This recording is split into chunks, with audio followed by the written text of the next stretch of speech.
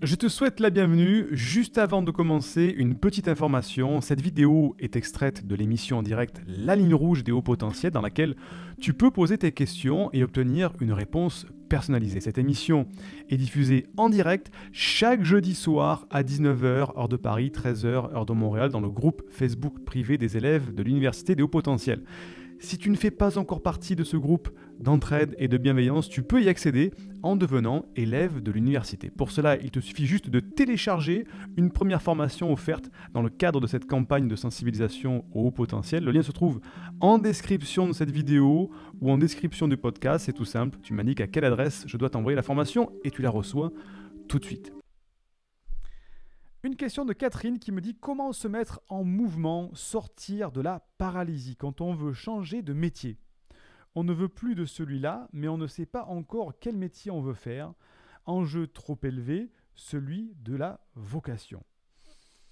Question très récurrente, Catherine. La question qui se résume en une phrase qui est la mission de vie. Quelle est, on appelle ça la mission de vie, certains disent la mission d'âme, bref, la vocation, on peut mettre le mot qu'on veut dessus, mais j'aime bien appeler ça la mission de vie. Pourquoi je suis venu sur cette terre?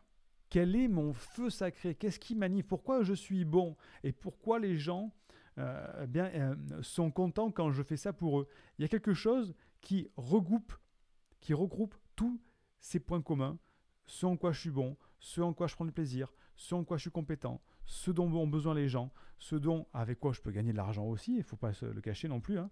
Et tout ça, au milieu, qu'est-ce que ça s'appelle? Ça s'appelle l'ikigai, le fameux ikigai, la mission de vie, qui permet de se lever le matin en se disant « Waouh, ce que je fais, je m'éclate, j'adore ce que je fais, c'est fatigant, c'est compliqué, mais j'adore ça, parce que c'est ce qui me fait vibrer tous les matins, j'adore ce métier-là. » Voilà. Donc ça, c'est l'ikigai, Catherine. Et quand tu me dis comment se mettre en mouvement, sortir de la paralysie, ça veut dire que pour toi, tout ça n'est pas assez clair. Je te fais une analogie, alors je sais pas, on va mettre une analogie un petit peu bateau, je sais pas, sur l'argent, voilà. D'un coup, tous les matins, tu te réveilles en disant, tiens, il faut que je traverse la ville, il faut que je prenne le métro, il faut que je prenne le bus, que je traverse cette rue avec les gens qui sont un peu maussades, il fait pas beau, il pleut, et tous les matins, je traverse cette ville pour aller récupérer, je sais pas moi, un billet 10 euros, et après, tous les jours, je re-rentre. Voilà. Tous les jours, je fais... Et franchement, ça donne pas envie de traverser le métro, tout ça, pour récupérer un billet de 10 euros. À quoi ça sert tout ça? Voilà. Il y a un manque de sens, c'est pas intéressant. Imaginons qu'on transforme ce billet de 10 euros en un coffre au trésor dans lequel il y a ton plus gros souhait de ta vie. Le cadeau que tu as voulu quand tu étais enfant, que tu n'as jamais eu, ou alors quelque chose que tu rêves mais dont tu n'imaginerais jamais pouvoir y accéder. Et ça, c'est dans ce coffre-fort qui est de l'autre côté dans la ville. Et tu reçois un coup de téléphone le matin en disant « Hey, hello, allô Catherine, eh bien ce matin, à l'autre bout de la ville, il y a exactement ton plus gros rêve. Il t'attend, il faut juste que tu traverses la ville pour aller ouvrir le coffre et le prendre. T'as gagné, ça y est, c'est ton tour à toi. » Mais à ce moment-là, traverser la ville, ça va être super enthousiasmant. On va partir en courant, le métro, il va être super beau, les gens, super, c'est mon jour, j'y vais. On traverse, on ouvre le coffre-fort et là, il y a ce fameux rêve dont tu as toujours rêvé, c'est le cas de le dire. Il est là, tu le prends, tu l'as atteint. C'est ça l'ikigai. L'ikigai, c'est de dire, en fait, tu me dis, je ne sais pas comment sortir de la paralysie dans laquelle je suis, je veux changer de métier, je ne sais pas trop où je suis, j'arrive pas à me mettre en mouvement, tout ça. Parce que pour l'instant, tu es dans un brouillard. Il n'y a pas la motivation assez forte pour avancer, faire quelque chose. Donc, premier réflexe quand on est dans le brouillard, soit c'est de prendre une lampe et d'éclairer, soit c'est de sortir du brouillard pour y voir plus clair. Sortir et dire, tiens, où je suis, ou monter en haut d'un arbre, dire, tiens, je suis au-dessus du brouillard, où est-ce que je suis? Donc, c'est faire la clarté. Et faire la clarté, j'en parlais encore ce matin avec un patient et avec Elodie, qui est là ce soir, sur le fait que on ne prend pas assez le temps de se poser à une table, de prendre 1 heure ou 2 heures et de faire la clarté sur ce qu'on veut vraiment, sur ses valeurs, sur ce sur quoi on est fort, ce sur quoi on prend du plaisir, de prendre 1 heure, qui a déjà fait ça dans sa vie, de prendre au moins 2 heures, sans rien faire d'autre et de brainstormer de manière très intense sur en quoi est-ce que je suis fort, en quoi est-ce que je prends du plaisir, qu'est-ce qui m'émeut de manière positive, qu'est-ce qui me donne des sentiments positifs, qu'est-ce qui me donne des sentiments négatifs, et marquer tout ça sur une feuille et dire ben voilà, quels sont les points communs de tout ça, tiens voilà, il ressort plein de choses. Rien que de faire ça, ça amène déjà un travail de clarté énorme.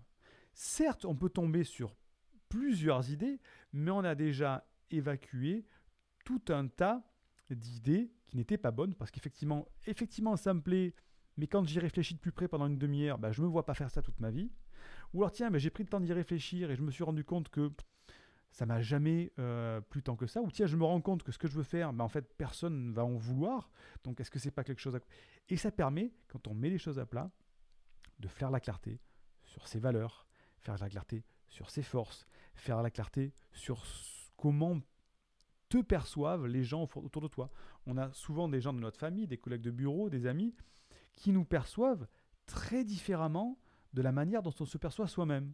Donc ça vaut le coup de prendre le temps de faire cette clarté pour aller trouver son ikigai, ce point central à tous les domaines de sa vie, ce pourquoi on est bon, ce pourquoi les gens sont prêts à se faire aider. Bref, tout ça, c'est l'ikigai. Et quand on fait la clarté là-dessus, effectivement, on n'a peut-être pas la révélation avec un objectif hyper précis, mais on a réduit le champ des possibilités à peut-être que 4 ou 5 possibilités. Et qu'est-ce qui reste à faire, Catherine, à ce moment-là, quand on n'a plus que 4 ou 5 possibilités? On se dit, alors, je ne sais pas, j'ai trop de choix, 4 ou 5 choses, qu'est-ce que je vais faire? Je ne sais pas, en fait, je ne fais rien, je suis encore dans l'immobilité, je suis paralysé, par quoi? Eh bien, à ce moment-là, la solution, le secret, Catherine, c'est quoi?